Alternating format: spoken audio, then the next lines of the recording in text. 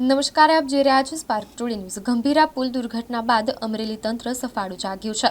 અમરેલી સાવરકુંડલા બાયપાસથી ધારી રોડને જોડતા national highway ઉપર ઠેબી નદી ઉપરનો પુલ બંધ કરાયો છે। ગંભીરા પુલ દુર્ઘટના બાદ સમગ્ર જિલ્લામાં તંત્ર દ્વારા જર્જરિત પુલોની ચકાસણી ચાલી રહી છે। કોઈપણ વૈકલ્પિક રસ્તો આપ્યા વિના જ ઠેલી નદીનો પુલ બંધ કરાતા વાહન ચાલકોમાં રોષ જોવા મળી રહ્યો છે। સાવરકુંડલા રોડ રેલવે ફાટક ઉપરથી ધારી રોડ ઉપર જવાનો રસ્તો પણ કામગીરી શરૂ હોવાના કારણે બંધ છે। ભારે વાહનોને શહેરમાં પ્રવેશવા પ્રતિબંધ હોવાથી ફરજિયાત અંદરના ગામડાઓના રસ્તે ચાલવા મજબૂર બન્યા છે।